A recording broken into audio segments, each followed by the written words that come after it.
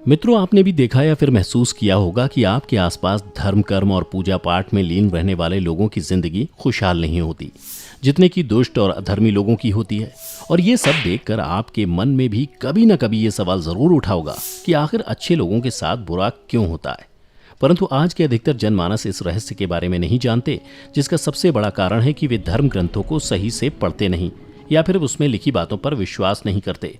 आज की इस वीडियो में हम आपको बताएंगे कि आखिर अच्छे लोगों के साथ हमेशा बुरा ही क्यों होता है, जिसका वर्णन भागवत गीता में भगवान कृष्ण ने विस्तार से किया है। तो चलिए बिना किसी देरी के आज की ये वीडियो शुरू करते हैं। नमस्कार मित्रों, स्वागत है आपका एक बार फिर द डिवाइन टेल्स पर।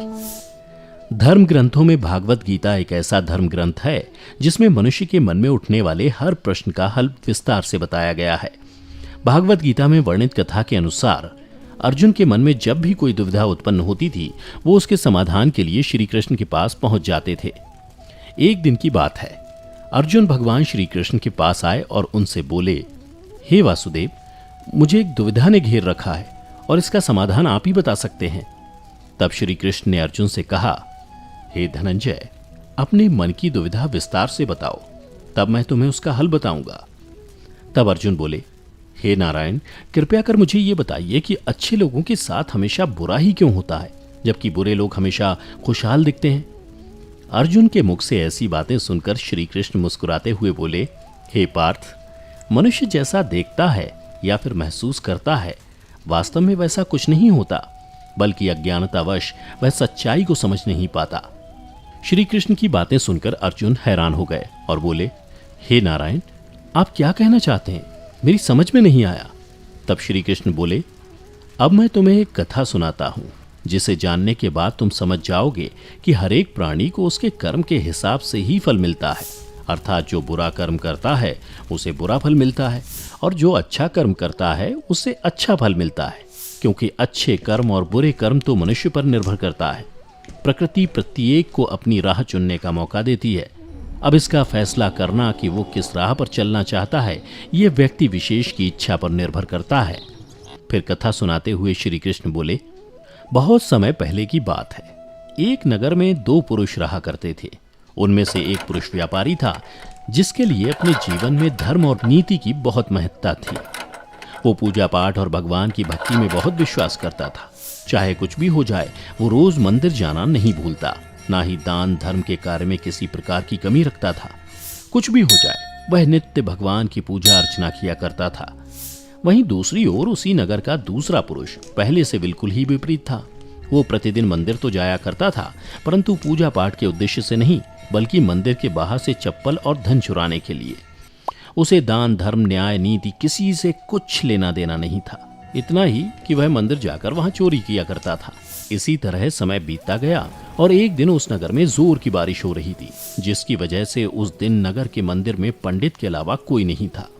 ये बात जब दूसरे पुरुष को पता चली तो उसके मन में ख्याल आया, अभी सही मौका है मंदिर के धन को चुराने का, और वो बारिश में ही मंदिर पहुंच गया।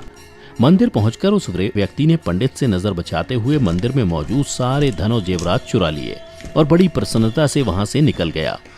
उसी समय धर्म कर्म में विश्वास करने वाला व्यापारी भी मंदिर पहुंचा और भगवान के दर्शन किए, परंतु दुर्भाग्य से मंदिर का पुजारी उस भले व्यापारी को ही चोर समझ बैठा और शोर मचाने लगा।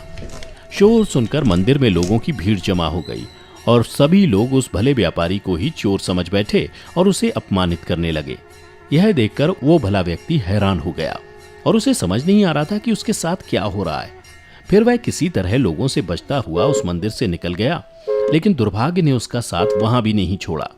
मंदिर से बाहर निकलते ही वह एक गाड़ी से टकरा गया और घायल हो गया। फिर वह व्यापारी लंगड़ाते हुए घर को जाने लगा। तभी रास्ते में उसकी मुलाकात उस दुष्ट व्यक्ति से हुई जिसने मंदिर का धन चोरी किया था। वह झूमता नाचता हुआ और जोर जोर से बोलते हुए जा रहा था कि आज तो मेरी किस्मत ही चमक गई, एक साथ वो भी इतना सारा धन मिल गया।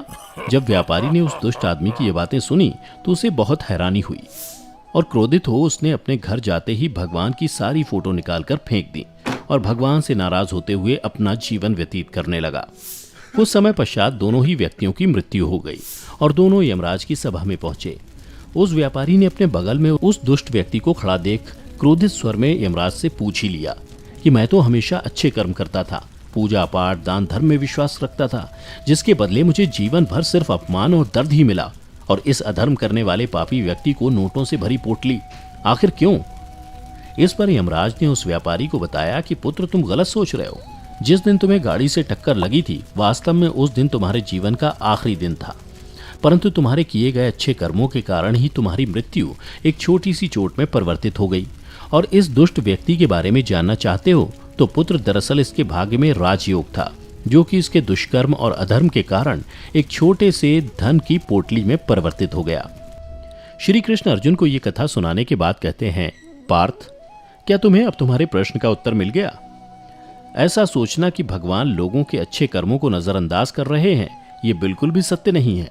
भगवान हमें क्या किस रूप में दे रहा है, ये मनुष्य की समझ में नहीं आता।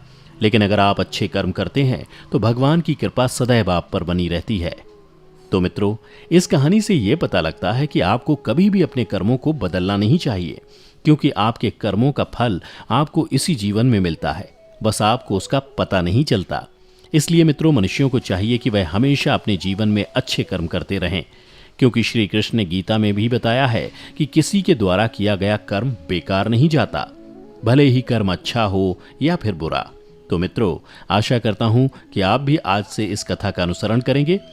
फिलहाल आज की ये कथा यहीं समाप्त होती है। अगर आपको हमारी ये कथा पसंद आई हो तो इसे ज़्यादा से ज़्यादा लाइक और शेयर करें। साथ ही अगर आप हमारे चैनल पर पहली बार वीडियो देख रहे हैं तो ऐसी ही पौराणिक और आध्यात्मिक कथाओं के लिए इसे अभी सब्सक्राइब कर लें। और हमारी आज की ये वीडियो कैसी लगी, हमें कमेंट करके ज़रूर बताएं।